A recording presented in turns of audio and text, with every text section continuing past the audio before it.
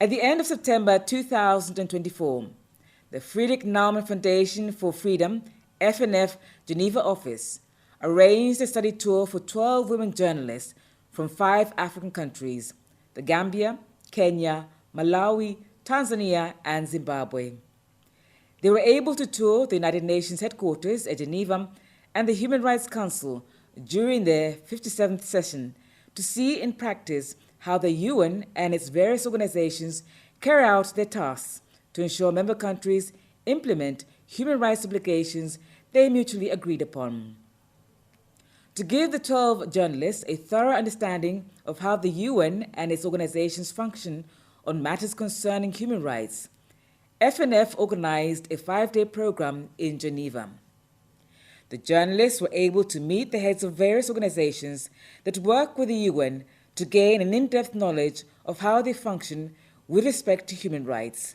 UPR is a very practical instrument where peers are coming around the table, government to government, to have a frank talk and to discuss it.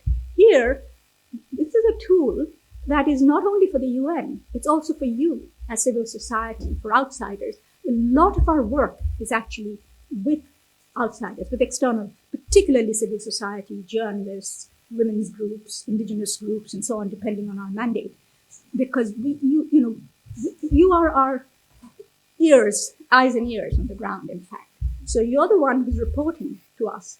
We also develop a lot of capacity building activity, especially with journalists, journalist associations, but also NGOs working on freedom of expression and media freedom. And through those training activities, we try to increase the protection of journalists by increasing their knowledge on the international human rights standards, but also on all the protection mechanisms available to them, and also trying to build some coalitions of journalists and networks of journalists in order to increase their protection.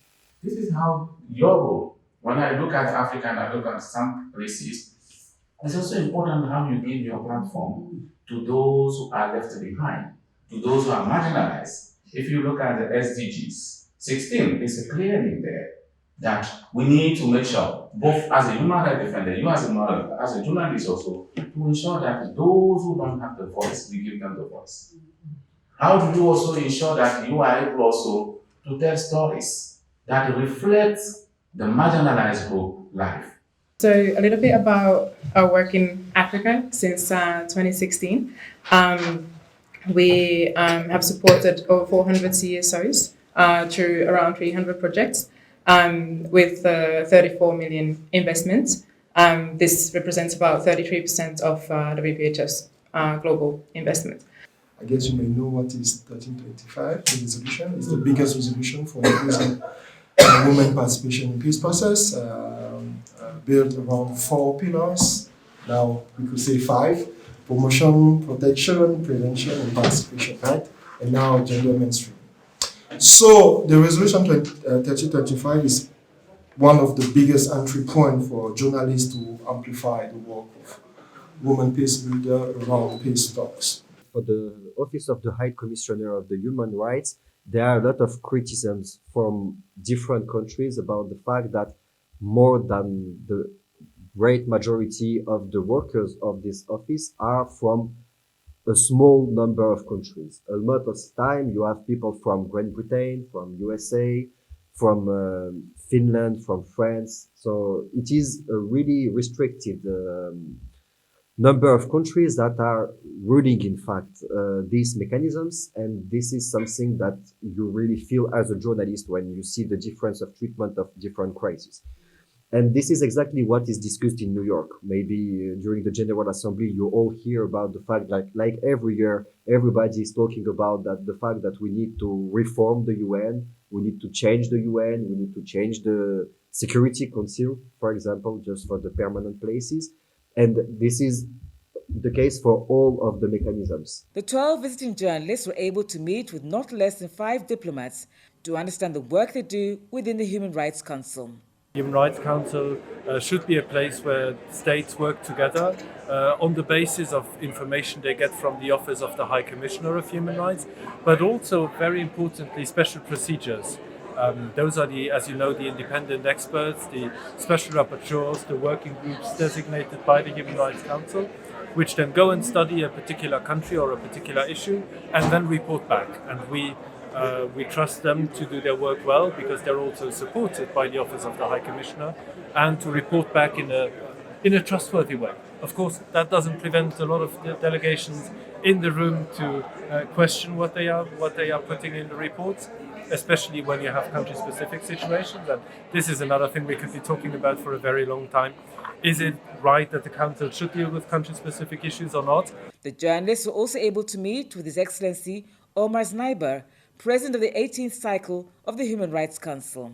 I would like to stress is the role of, the Office of the High Commissioner, because we are the Council, we are belonging to the UN system, and particularly we are a subsidiary body of the General Assembly, but we are supported in our work by the Office of the High Commissioner, which is very often mandated to present reports, to organize our panels, because we work also with panels to organize our sittings, and of course to be in close contact with the special mandate holders I refer to provide them the means and everything they need for achieving their goals.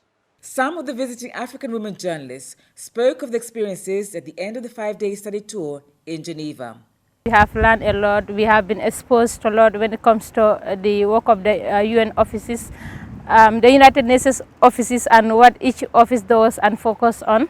It was really interesting to learn that there are organizations that we can partner with in the event that we feel that we are under threat, that there are also organizations that can help us with the useful data, the reports, the websites that you can be able to go to as sources for the stories that we do on human rights. This has enabled me to know how they do the lobbying, the resolutions and everything else that is involved in as far as the human rights issues are concerned. What I have known is when we talk of human rights, it's not about war issues, it's not about democracy only, but each and every aspect deals with human rights. When we touch environment, has the aspect of human rights.